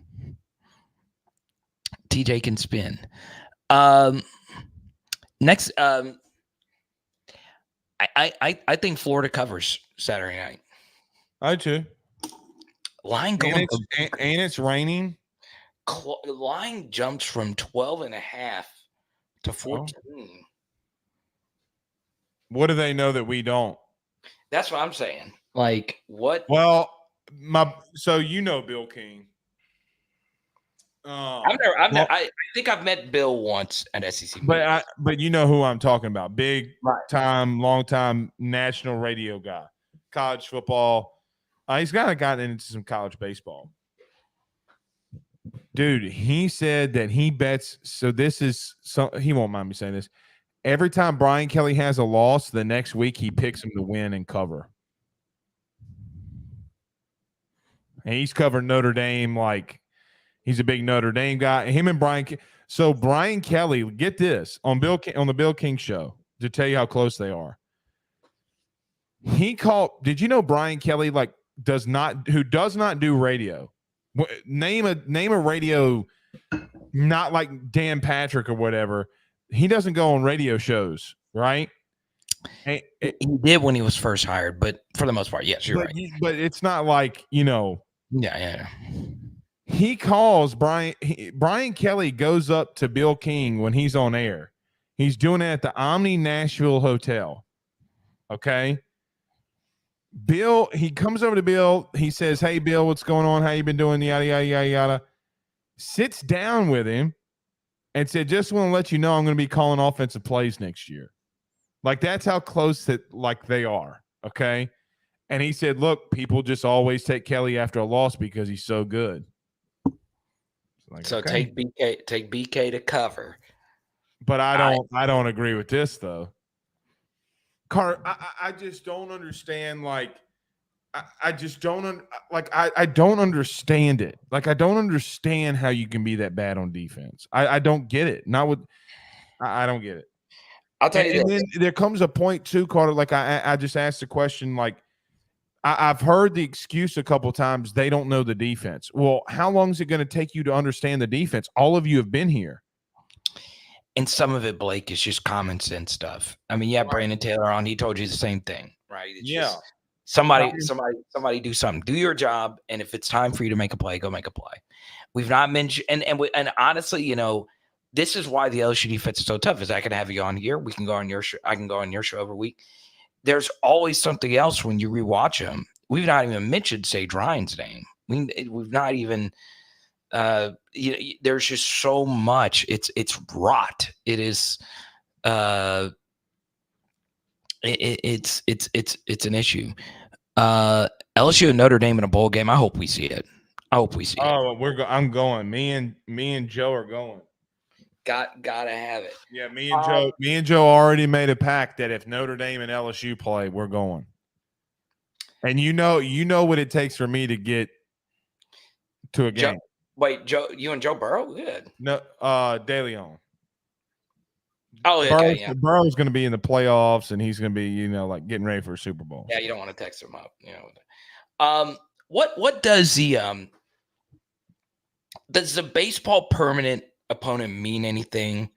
It's not as big of a deal as like in football. Hold on. Did you see this? I can't share it. They basically went like counterclockwise on who the permanent opponents were. So what do you mean? So like how on the map, the map of the teams, if you put the map, like the teams where the maps are, A&M's the closest to LSU, okay, in Texas. Okay, from the west. So A&M is a permanent rival of LSU. The closest school to LSU East is Mississippi State, and they did that everywhere else. Oh, that's why they did it. Yeah, Oh, okay. Oh, yeah. That is interesting. Yeah, which then begged the question. You ready for this? Yeah. Guess who I think? Have they named officially the permanent opponents for LSU? For football, no. We won't know that, and actually until probably next offseason. Okay. You know that they're probably going to do that again. LSU's maybe they'll give them Alabama. I'm trying to see this. But they went clockwise. Like if you do a map, okay. Send me the map. I'll put it up on the screen. Okay. God dog it. Now I got to go find it. Send it to me in Twitter DM. I'll put it up because I'm. Scheduling is my favorite thing in sports. Is it really? Yeah, I'm a schedule nerd, man. It's the most important thing. Watch. I just sent it to your Power Hour LSU on Twitter. Okay. All right. All right. Okay. Oh, okay. All right. So it's the SEC West. Okay. There you go. There you go. All right. Okay, that makes sense now. That's so damn fascinating. That is so cool. How about that? Ole Miss's permanent opponent is Arkansas and Mississippi State. Arkansas's permanent opponent is Ole Miss and Missouri. Then it's who did Oklahoma get? Hold on, let me find this. Missouri and Texas, right? Missouri and Texas. That's right. Yeah. And then Auburn is Alabama, Georgia. Georgia's is Auburn and Florida. Then you got South Carolina. You get the gist here, right? That is so crazy. And then Alabama gets Vandy and Auburn, which can be what some would believe because Auburn is constantly a playoff team. That could be the toughest. That Alabama was the one that got the toughest slate here because Mississippi State's been down for a couple of years now, and A&M, I don't worry about A&M. If LSU is going to get two permanent opponents, these are probably the best two permanent opponents that I would want, not named Missouri. Right. So once again, this is the baseball permanent schedule. Right. That And, is so, and Georgia got screwed. Georgia's got Auburn and Florida. They got screwed. is Auburn good at baseball? They made the College World Series 2 years ago. They were in either the regional or super regional, I forget, last year. Okay. They hosted their own regional and got bounced in it. So they're a top 16 team every single year, dude. Like, they're a good baseball team. They're like, Auburn is like what LSU is, but what LSU is in football without the national titles. Like, they're scrappy, they're good. And Wes Johnson, who's a pitching coach at Georgia, you're like, hey, good luck. But it doesn't really matter because you play a lot of weekends in college baseball. Like, you were going to play A&M and Mississippi State anyway. So playing, like, it doesn't really matter in baseball. I love Alex. You know what? It's the fairest thing you can do. Yeah, nobody can complain. Travel actually does matter in baseball because, the Sunday, you play the Sunday game and getting back at a certain time, especially if you have some midweek games, is so paramount, right? Like, right. I don't think it's that big of a deal, but it was a big story today. Are you a 12-team playoff guy? No, I already told you that. Well, the people didn't know that. When you were on radio. Look. It would help us this year. I don't care about helping us. No, it wouldn't. We ain't going to be no top 12 team. We're not going to be a top 12 team going into that playoff. We'd have to be a top 11 team, and we're not going to be there. Nope. So, no, I think I like the 14 playoff. I have for a long time. Do I like that there's going to be more games? Yes. But this year's not a good year to probably make this debate because of how there's not like one team that's super dominant. But last year, I don't need to see Georgia playing Rudy Poot. What would realistically happen, Carter, if Tulane, who it would have been, goes to Athens? They're going to kill somebody.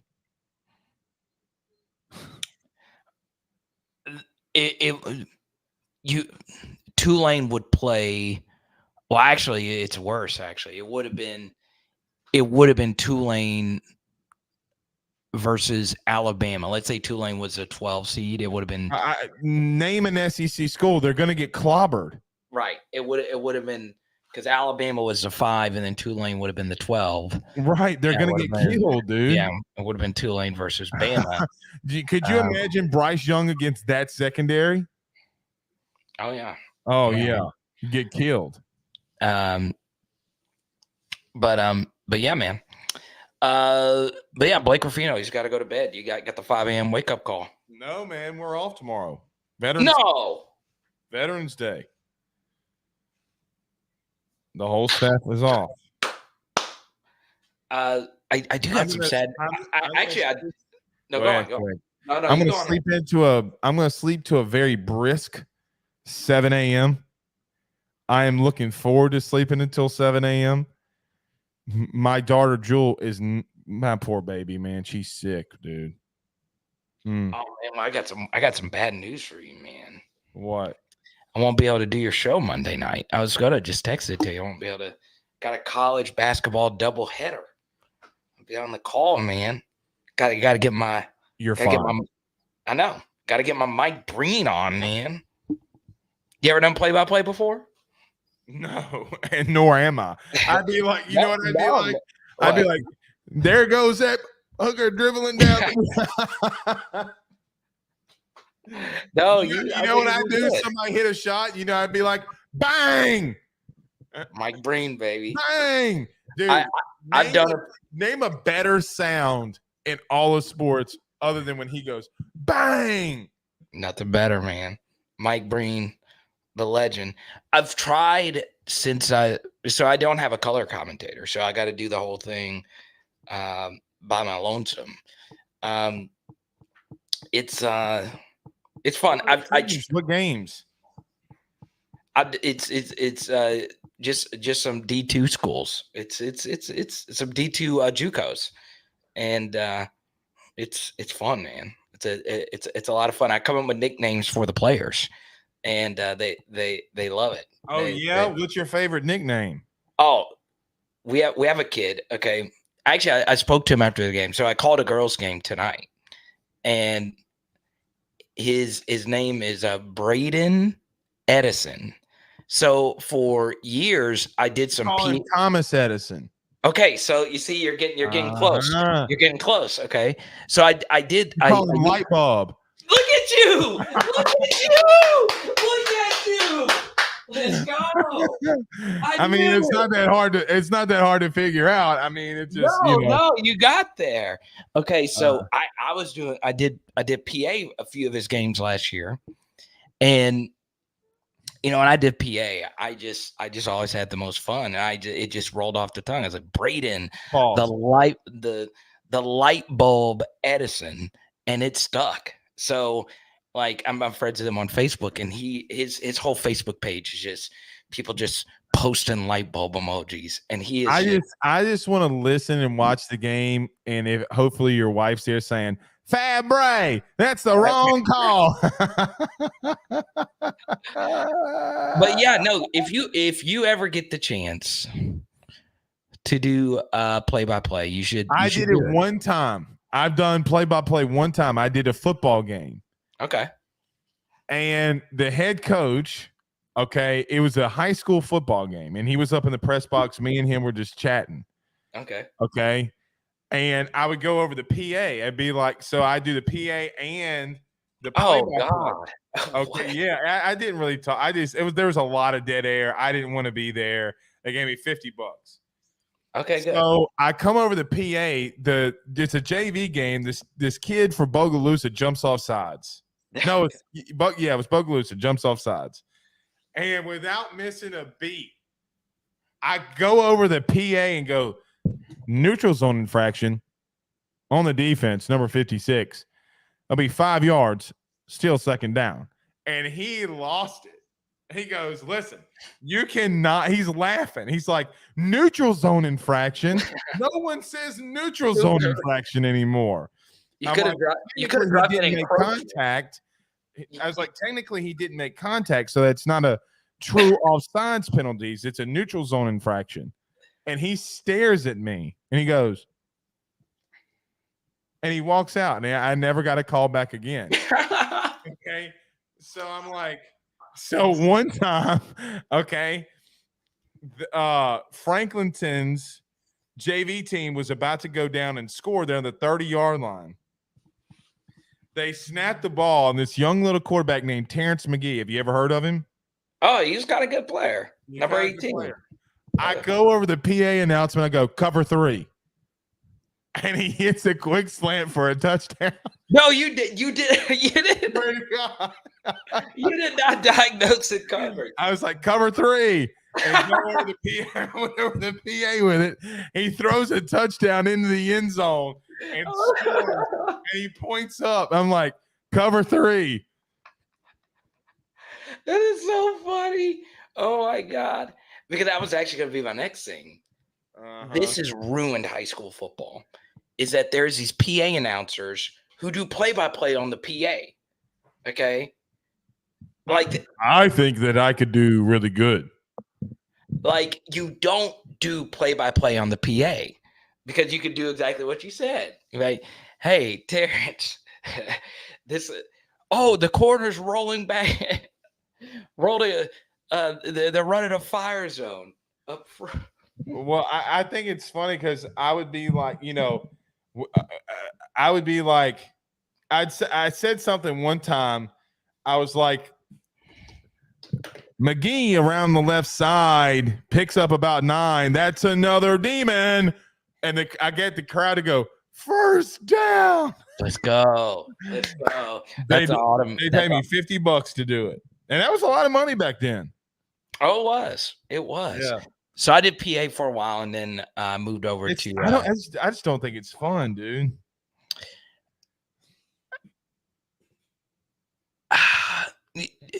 you got to make it fun. I don't know how much fun I'd have like doing like big PA. True story. Okay. They did a PA tryout for I don't remember which LSU team it was, and they didn't like any of the participants. So they called me and another guy. I won't say who. He does do radio in the state of Louisiana, and they had both of us try out head to head. They just said we didn't want any of the other finalists, and I went head to head PAing out together. And I was this was like a decade ago. And, oh wow! And the other guy won, and he was better. I'll say he was better. I don't know the school, but I'm thinking of just like North Louisiana schools that you would do or be able to do. No, it was LSU that did this. Oh, really? Yeah, there's LSU a decade ago.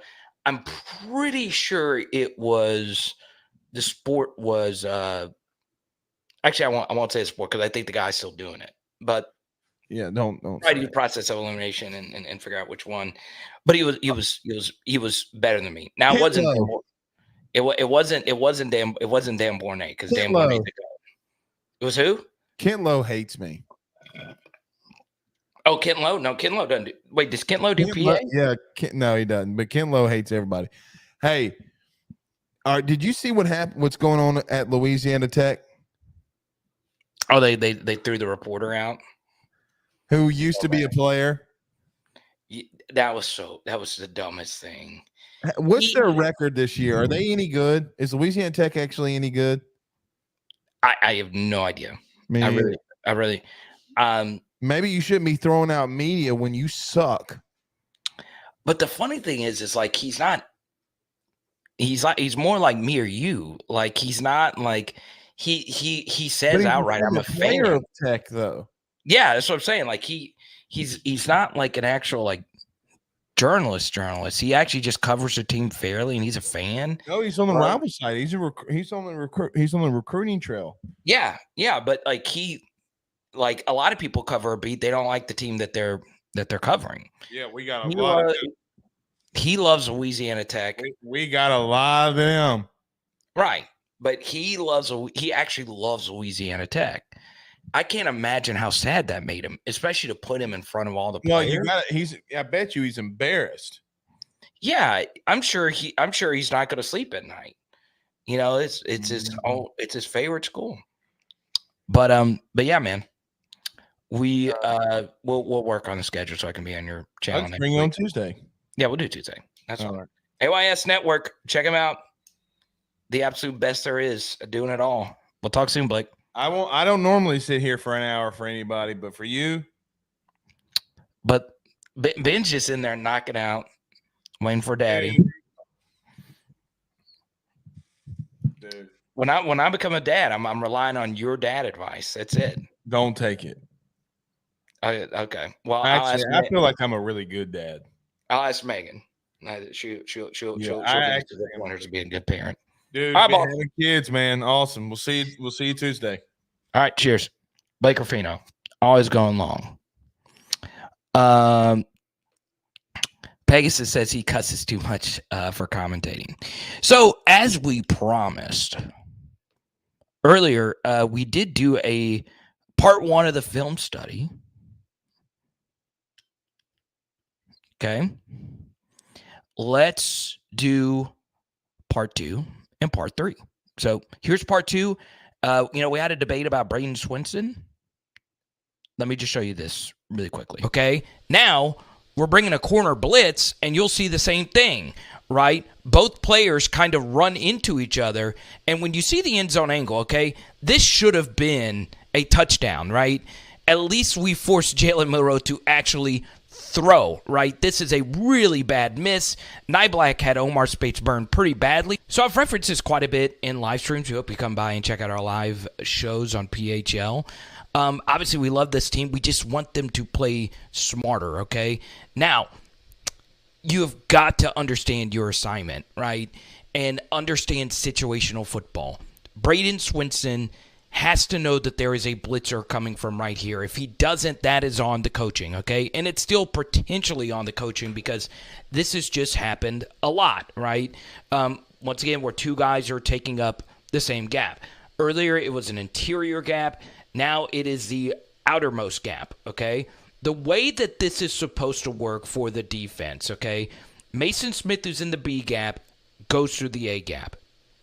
Swinson, who is in the C gap, needs to go through the B gap, and his job is to occupy Latham so we can get a clean rush from the blitzing corner, okay? And we get exactly what we want. Play action fake takes McClellan out, and there's honestly just no way McClellan could pick up a corner blitz. Toviano did a really good job disguising that he was blitzing, okay? So, take a look at this. Mason Smith does his assignment. He's going through the A gap. In a perfect world for the offense, Mason Smith gets picked up by the center, the guard picks up Swinson, and Latham picks up the blitzing corner, or the running back is able to check to this blitz. But that is not what happens. This is a perfect defensive call right here.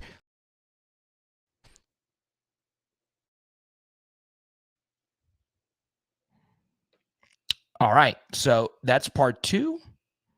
So now let's show you part 3. Swinson is able to hold Latham, and Latham does not see Toviano. Now, would he eventually have seen Toviano and get a piece of him? It's impossible to know.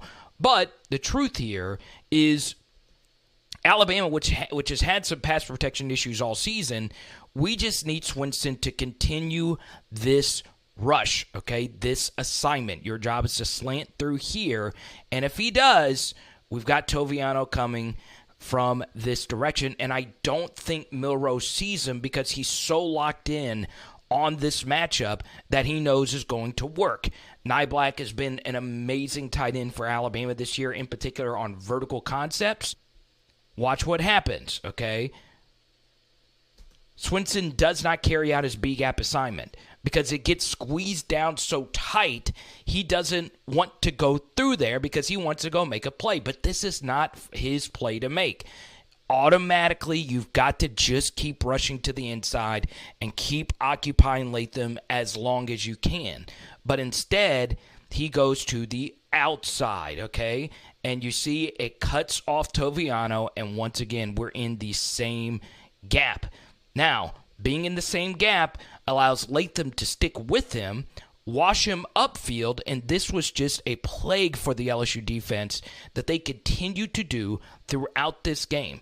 Rush past the quarterback, okay? We have two guys past the quarterback right now. Milroe, if he wanted to, could have run through here. Would have been tough. Maybe Mason's able to make him make a sack there, but you know, you just can't have that happen. This should have been a touchdown, and it would have been on Swinson, but Milroe overshot him, at least for making him throw.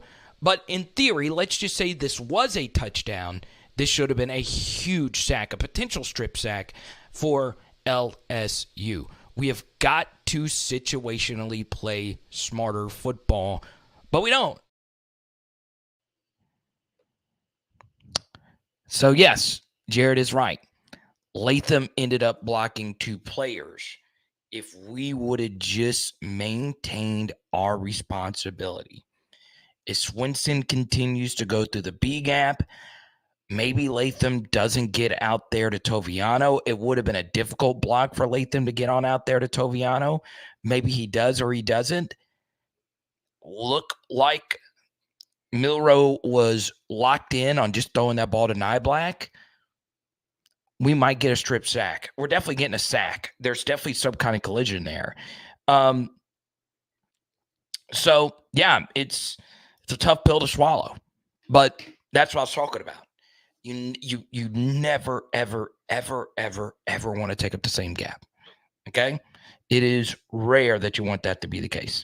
Now, as we always do, in the next 5 to 10 minutes, I've had a good live stream tonight. Really appreciate it. We're close to the hundo mark as well. Let's get something else out tonight. The Mason Taylor cards have been very popular here. Let's give out a Harold Perkins tonight. How about it? can give out a Harold Perkins.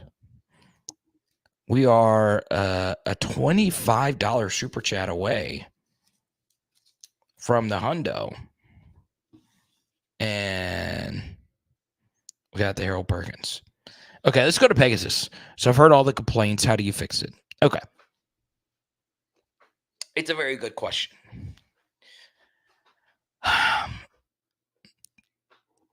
Obviously, everything that could go wrong for the LSU defense has gone wrong. Like every last little thing. You had coaches leave. You had, obviously, coaches not live up to expectations like they did last year. You've had coaches get sick and not, obviously get the chance to coach. You've had bad injury luck. All right. All three levels of the defense has had bad injury luck. And we're not good at anything. Okay. We're just not. So the problem is there is no fix. There is no fix. Okay. Could they play better these last couple of games? Yes, because the defense has been better at home than on the road. But that's also just common sense. Okay. That's just basic common sense. You're going to be better with crowd noise. It's just how that works. Okay. So there's not a fix at this point. There's not. And if we do miraculously play better and we just dominate here these final couple of weeks, that might honestly make things worse, right? Because then you're kind of in a spot where you're like, well, what the heck happened? So, yeah, it's kind of a tough spot to be in, for being honest, okay? So, once again, the next 5 to 10 minutes, I'll answer as many as I possibly can. If you super chat, we'll keep it going. Fatal Jedi, good to see you. You're feeling good. Y'all are in the playoffs if y'all went out. If I were a Florida State fan, obviously you want LSU to continue winning out, right? You want LSU to win every game from this point forward if you're a Florida State fan. One game you might not want them to win, though, is this one, right? If I'm a Florida State fan, I do not want Florida playing Florida State if they are sitting at 5 wins, okay? That is one of the most dangerous teams to play in college football. A team on 5 wins going into the last week in a rivalry spot, okay? Because you're quite literally fighting for your existence. So, yeah, if Florida doesn't win any of these last 3 games, and these 3 games are brutal, okay? It's LSU, Missouri, and Florida State, okay? It's going to be hard, okay? But still, Florida State are huge LSU fans right now. Huge. Now, of course, if Florida State wins out, they're getting in. But, let's just say Florida State's undefeated, Washington's undefeated, and those are the only 2 undefeated teams left. It might come down to, who's got the better strength of record. Okay. And obviously that increases if LSU continues to win.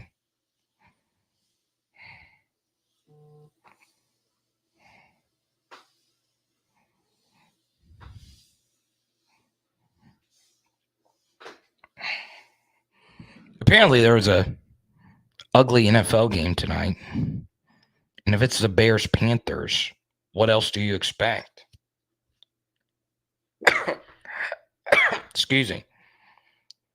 Let me see. Oh, it was ugly. The over-under was 39.5, and the game ended at 29.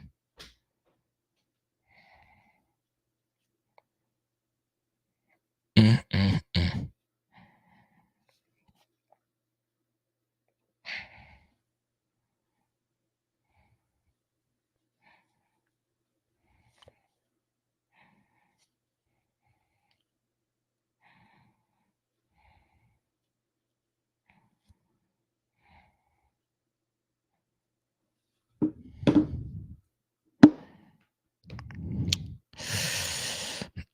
I did a lot, honestly. Those guys really, really understood football. Okay. Basketball, Fouché, Gardner, and JBC, in particular JBC. I know I mentioned Jarek a lot on the channel, but he was just a really good football player. And he honestly just understood, the game, right? He knew how to play corner, knew how to play safety. I think we're a one-win better team if we have Jarek or Jay Ward, right? But it's so bizarre, right? You just would have never have thunk. I mean, think about the 03 team is going to be honored on Saturday night. The 03 team. There was no weak spots on that defense. None. I mean, it was hit after hit after hit. It was, you play all the records, no skips, right? And now there's just not really anything. There's just not really anything. So yeah. Hal, I'm 75-80% sure I'm coming in. It's just God, the rain, dude. It's not that I dislike rain or whatever. It's just, I'd be coming back in after sitting in the rain to watch a game to do a 1 hour post game show. Well, not 1 hour, 2 hour post game show, and then all the other SEC film studies. Stay up all night, then drive back the next day. It's a lot. And I got to call 2 basketball games on Monday night.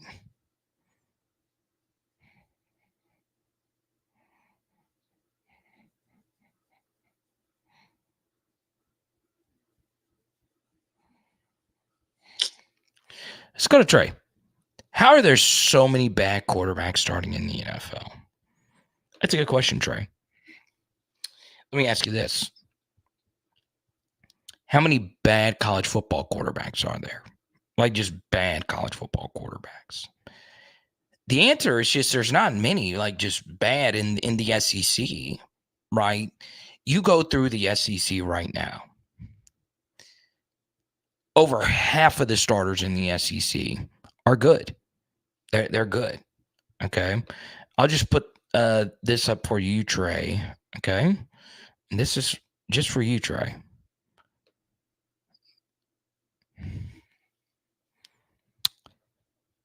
So Mississippi State doesn't have a good quarterback. Arkansas does. Ole Miss does. Missouri does. Auburn doesn't. Alabama does. Florida does. Texas A&M doesn't. So it's about half the teams, right? Then you take a look at the rest of the SEC. Tennessee has a good quarterback. Not a great quarterback, but he's good. Georgia's got a good quarterback. Kentucky's got a good one that's played bad.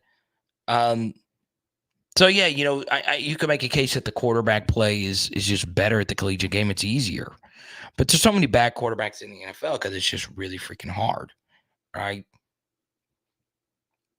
Everybody's bigger, everybody's faster, everybody's stronger. Also, as bad as some of the offensive lines are in the SEC, almost every team has got like a bona fide edge rusher, right?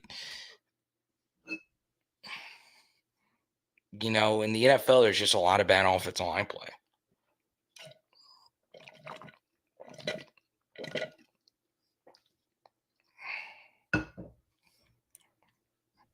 Yeah, LD88, we discussed that, the probable diagnosis. He's more than likely going to play. Okay. But they are going to monitor him closely. Now, I'm going to monitor my own sleep. So I'm going to go to bed. But big thanks to Blake Ruffino. Don't forget, check him out at AYS Sports Network. Once again, thanks to all our top super chatters. Jared, Sibs, Player X, Danny, Player X, Robbie. The usual suspects stepping up with all their super chats. I appreciate you. And also a big shout out to one of our latest patrons, LD88. You could check out our full Patreon breakdowns. Instead of doing a Florida defense breakdown, had a lot of requests to break down all of Garrett Nussmeier's reps. Well, just some of them. I actually did all of them versus Alabama. If you want to see those, it's on patreon.com/LSU football. That gets you access to our Discord. That gets you access to me. And there you go. JJ, man, you work crazy hours. Hope you're doing good, man. It is Power Hour LSU. Bam! And tonight we are doing those jalapeno cheddar poppers.